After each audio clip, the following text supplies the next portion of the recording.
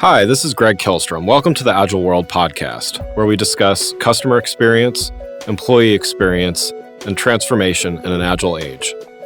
The Agile World podcast is brought to you by TEKsystems, an industry leader in full-stack technology services, talent services, and real-world application. For more information, go to teksystems.com. To read more about the topics discussed on this show, you can go to my website at theagile.world and read my latest articles or get a copy of my latest book, The Center of Experience, a blueprint for creating an experience-led organization, now available on Amazon and other retailers. My name is Greg Kihlstrom, and I'm the CEO and co-founder of CareerGig and host of the Agile World podcast.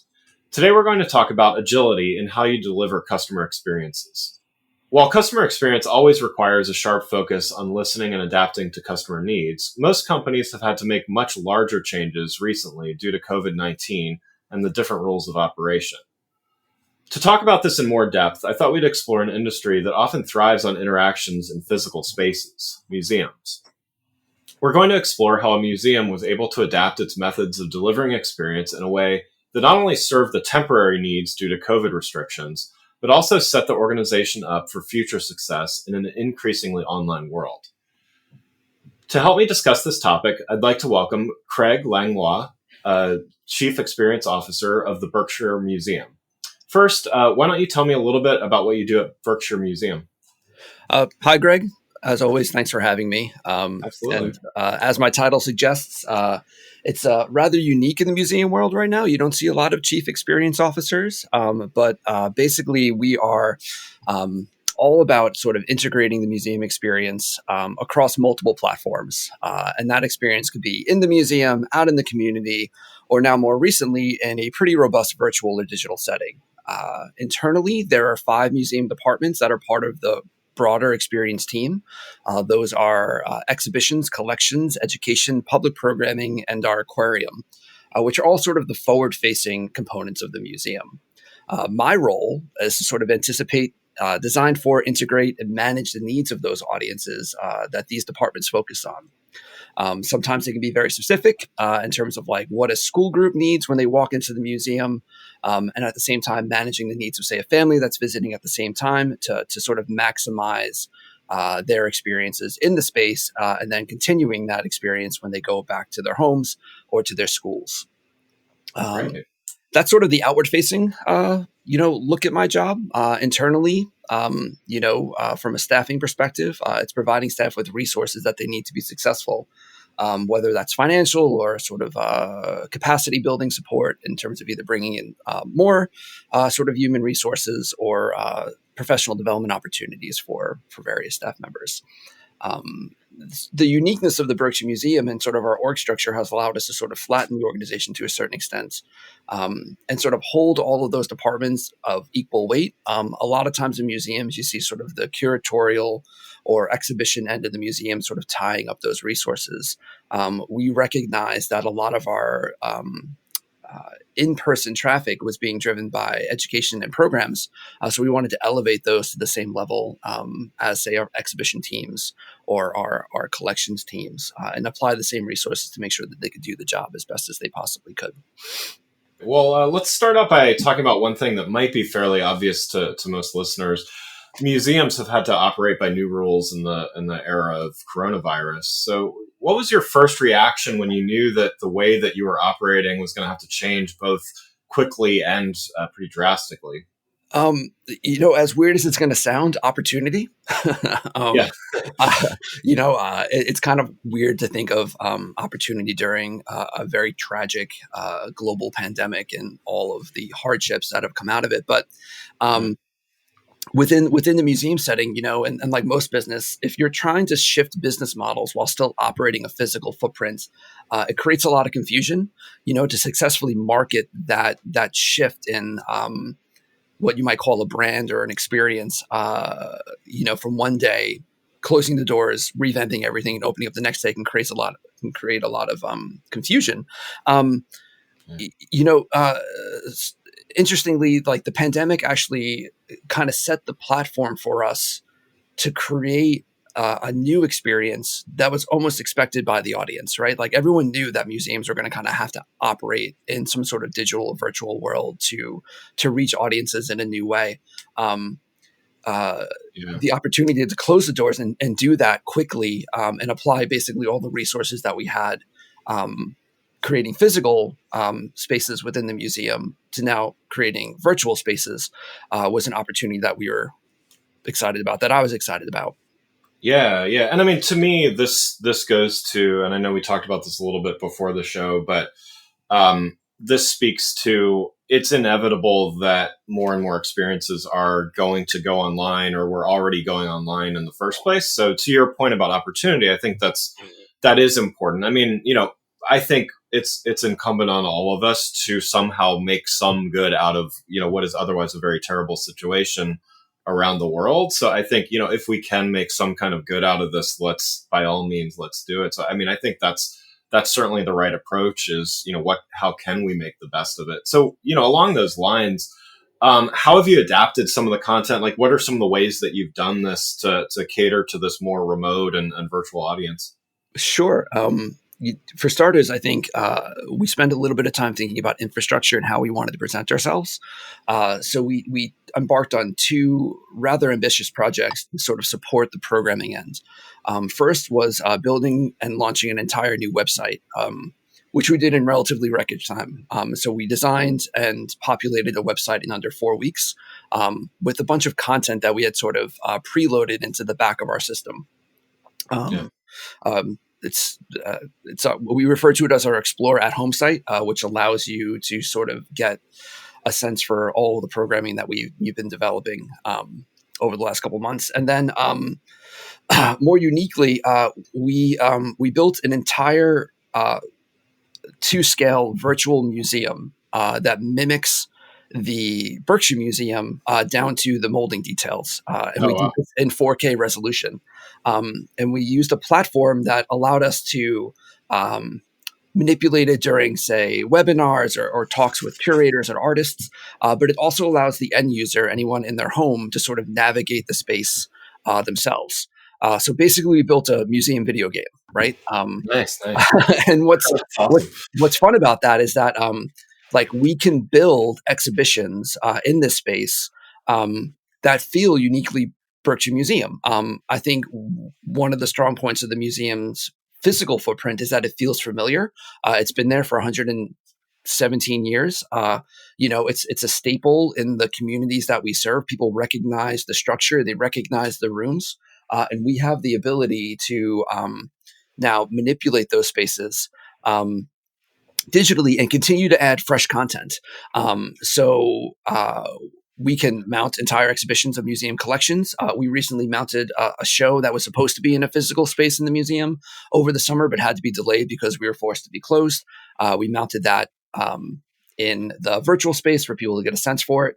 And now we can start playing with how to integrate other programs into that space.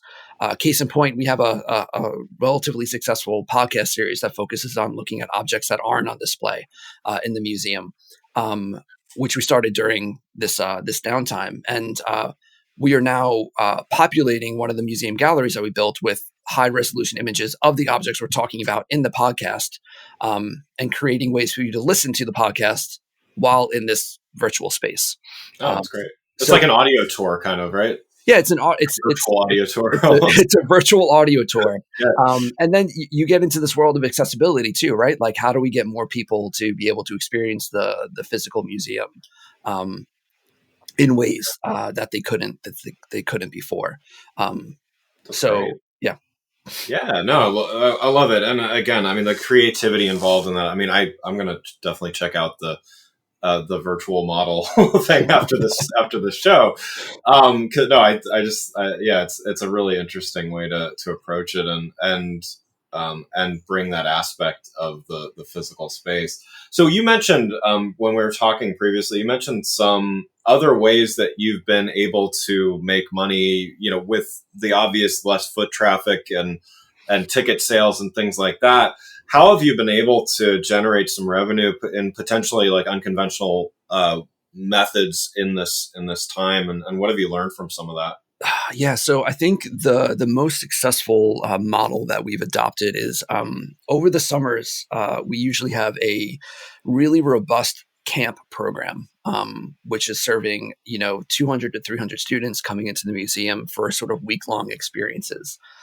This obviously wasn't going to happen this summer, so we completely flipped that model to be a hybrid of a subscription box program and virtual learning, where we packaged up a lot of the materials that you would use in one of these camps, either as sort of a loaner. So either loaning out, say, an iPad, a tripod, and some lighting equipment to do an animation program, or a robotics kit to do a robotics program, Nice. or like a physical chemistry materials to do a physical science program, and selling these as the camp experience over the summer.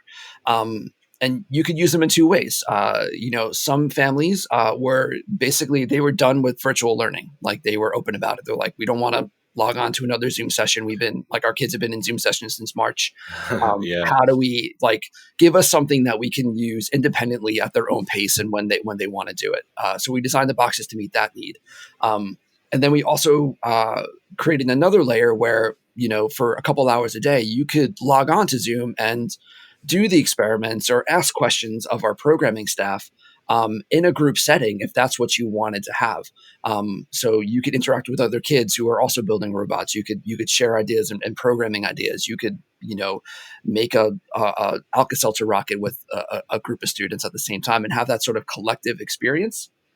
And these have been really successful. People have really sort of enjoyed them. And I think a lot of it comes down to, there are a lot of really good subscription box programs. We use a bunch for my son, but we branded them and we created the narratives and the stories that were unique to the Berkshire Museum. So we tied in our collections, we tied in, programming that our audiences are familiar with into these boxes. So it made them feel like something they already knew versus something new that they had to kind of figure out. And we plan on continuing these. We can plan on using them in the future, both as sort of like when the museum's up and running and we can all kind of gather again, as something you can pick up in the gift shop. In the fall, we're looking to roll these out as sort of an after-school experience, knowing that a lot of those experiences that were happening in school can't happen in school anymore. Due to COVID restrictions. So how do we support learning in our community? How do we support families in our community and, keep a revenue coming into the museum while we're still sort of operating under limited physical access? Yeah. And I mean, what I like about that too is, I mean, I will say everyone has obviously been trying to find their way over the last several months on how to do everything from conferences to, in your case, museum experiences. And frankly, there's been a lot of what I would term lazy approaches to, let's just slap it on Zoom and call it a day and stuff. So, I mean, what I really like about what you were saying is not only I want to try the Alka-Seltzer rocket out, but I want to. I think it's interesting. You got real feedback, and you got feedback from parents that said, "Listen, don't give me another Zoom meeting," and stuff like that.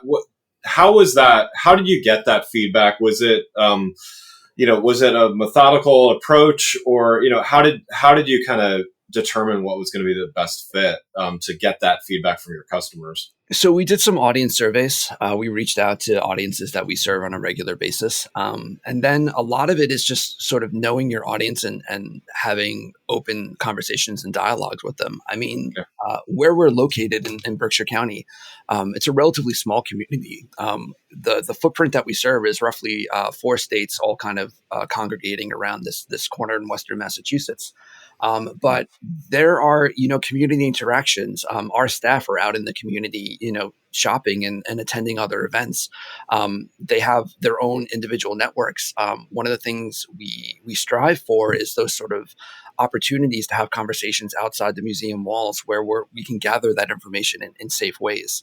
And kind of taking the temperature of our audience. I mean, it's having trust, right? It's the audience Yeah. trusting you, and them knowing that what you're going to put forward is in the best interest of both them and the organization. That's great. And I mean, to me, that's the true spirit of customer experience. And so, no, I think that's great. Well, let's talk now a little bit about moving, things moving forward. I mean, eventually, at some point, hopefully sooner than later, but at some point things will resume to at least, let's call it some semblance of normalcy. And you alluded to that as well, of, some of these things can be used in the long term. But what other lessons have you learned that will help the museum be more adaptive in the future? Cross train your staff, right? Yeah. And I think the bigger one is find those hidden talents. One of the interesting things about the Berkshire Museum is that a lot of our sort of academic or formal trainings are not in sort of museum studies. We all either have that experience either through work experience or a few of us do have it from a sort of academic background, but the majority of our staff come with this variety of backgrounds, whether it's AV training or theatric training, and how do you utilize those skills to create really unique and robust experiences? And that's what we relied upon during this time of sort of the quick flip from physical interactions to virtual interactions. Like, how do we take someone who has a theater background and apply their knowledge and sort of lighting design to creating a virtual museum layout? How do we use that skill? How do we take someone who has dabbled in audio video work, as their own sort of like personal projects and elevate them within the organization to support our audio and visual needs during this time, and sort of really looking for those hidden talents. And I think going forward, as we get back to some sort of normalcy or whatever our new normal kind of looks like, and thinking about bringing new staff on, is making sure that we're paying close attention to those skills, and asking the right questions during our interview process to sort of make sure that we can find people who have those sort of hidden talents that they want to advance, and find to help them advance. Well, I love the idea of, the hidden talents, and it, in a sense, it's creativity in the broadest sense of the term, so not, it's finding that creativity. It's being creative about whether it's, creating experiences or even business models. Cause I mean, you've uncovered a few things that it doesn't sound like were even on your radar, the subscription boxes and all those kinds of things. There's a lot of things that were born out of just necessity and a need to do that. I mean, how do you see this? I know you're part of a team, but how do you see your part, or even the organization's part, in fostering that? I mean, you spoke to the need for it, but how would you, encourage that in the long term? How do you look for it? How do you just encourage that as part of a culture? Yeah, that's a good question. I think it's like open and honest communication, right? It's thinking of how all the individual team members fit together, and making sure that they all feel valued, and that the skills that they bring to the table, regardless of what position you hold within the organization, are there, and having that conversation with all staff. I think one of the things that small museums struggle with is the ability to elevate within the organization, because the staff tends to be small. We're a staff of 30, versus, say, an organization that has 300 people, and you can create movement vertically a little easier there. So Yeah. I think here the goal is sort of recognizing those skills, helping managers identify them when they're hiring staff. And then I think having sort of, COVID switching aside, is really sort of setting a direction for the organization where um, we have the flexibility to do flips like this, but I don't think like we want to run an organization that's flipping constantly, right? Like So setting a direction for 3 years, right? Like setting a direction for 5 years, and be like, all right, these are our institutional goals. This is where we want to see growth. This is where we want to keep things sort of where they are. This is what our vision for the future is, whether that's, architectural improvements and how that fits into programming, or whether that's, programming improvements and how we want to grow audiences, or if we're maxing out an audience, like how do we shift resources around, and just giving that clear communication and clear direction, once we can kind of reopen the museum, so that we can get everyone kind of on the same page and everyone kind of going for that goal, and then using staff time to sort of evaluate those goals, and are we hitting them? Are we hitting those metrics? Are we creating the experiences that we want to create? What's missing there? Is it a financial resource that we need to identify? Is it a human resource that we need to identify? And helping to bring those things forward and bring everyone along. Yeah. Well, and I think this somewhat segues to the last thing I wanted to talk about with you, and is your professional background and how you kind of came into the role of CXO. And it wasn't necessarily your initial trajectory in your professional career, but talk a little bit about how you got into your current position and what kind of brought you there. Sure. I mean, my origin story is long and complicated. I will give the abbreviated version, but Sure.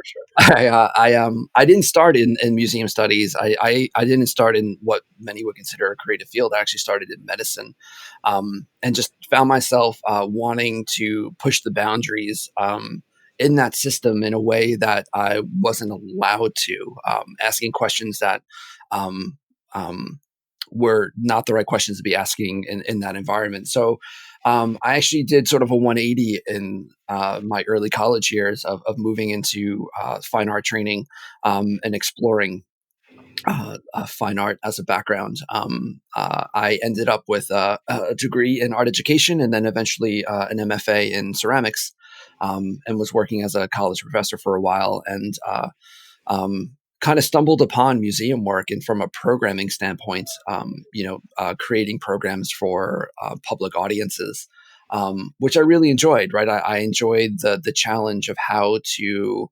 relate objects in a space or paintings on a wall to a variety of audiences, and find that sort of spark. Right, I think one of the things that museums do really well is sort of shortening the learning curve.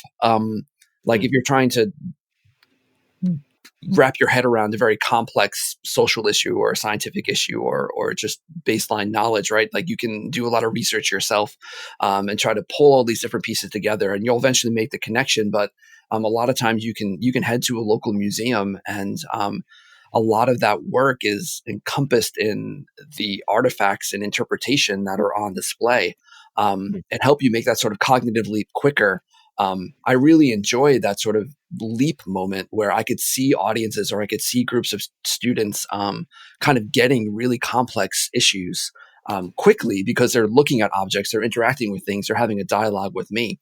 And that kind of really sort of put me on the trajectory for museum work and my career, where from public programming to designing education programming, both in Berkshire County, and on sort of larger state models, and given the opportunity to really sort of grow and um, uh, create new opportunities and new audiences within the Berkshire Museum, kind of help set the organization model to think about creating sort of an experience head. Like I mentioned earlier, lots of museums sort of silo those organizations, but I kind of made the pitch that we need to de-silo Yeah. those individual departments, and bring them together, because the programming end is just as important as the exhibition end, and how do we get those to kind of work in tandem? And it was a kind of a holistic approach, right? It was we as an org kind of sat down and thought about what we wanted to be and where we wanted to go, and sort of redesigned the organization to meet those needs, with me adopting the chief experience role. Well, one last thing to kind of wrap up. For similar organizations, maybe not even specifically museums, but similar organizations that might be struggling with how to make these great experiences, what advice would you give, even as some restrictions might get lifted or things like that? Good question. I think it's twofold, right? I think the first is like knowing your audience. If you are a museum that focuses on X, Y, and Z, whatever you're creating virtually, like focus on X, Y, and Z. Make those things as strong as they possibly can be, just in that new environment. We were fortunate enough to really go really high tech with it, but I don't think that's super necessary a lot of times to speak to your audiences, as long as you're talking in your authentic voice. Um, Yeah. and then I think second is like build off the trust that you have. Yeah. It kind of goes back to the first point, right? It's like be the organization that you set out to be. Don't be something different, and then think about the long game, right? From an experience standpoint, we at the museum didn't create anything that we didn't think we're going to use in the future. We didn't just create like COVID programming and then that programming is going to go away. Spend some time thinking about how those two things are going to integrate when you have to reopen or you choose to reopen, and how they can support those endeavors to reach a broader audience versus just kind of shutting it down. Because I think will do more damage than good. Well, Craig, thanks so much for joining the show. For those listening, what's the best way for them to learn more about what you're doing and keep up with things? Sure. The easiest way is to go to explore.berkshiremuseum.org, and you can find all of our virtual programming as well as information on new physical experiences within the museum. Great. Well, again, I'd like to thank Craig Langlois, Chief Experience Officer at the Berkshire Museum, for joining the show. To learn more about customer and employee experience, I recommend you go to my website at gregkillstrom.com and make sure to check out my latest book, The Center of Experience. More information is available on my website or wherever the book is available, like Amazon. Thanks again for listening to The Agile World with Greg Killstrom. See you next week. Thanks again for listening to the Agile World podcast, brought to you by Tech Systems. I'm your host, Greg Killstrom. You can learn more and get a copy of my latest book, The Center of Experience, from my website at theagile.world or on Amazon or other retailers. Until next week, stay agile.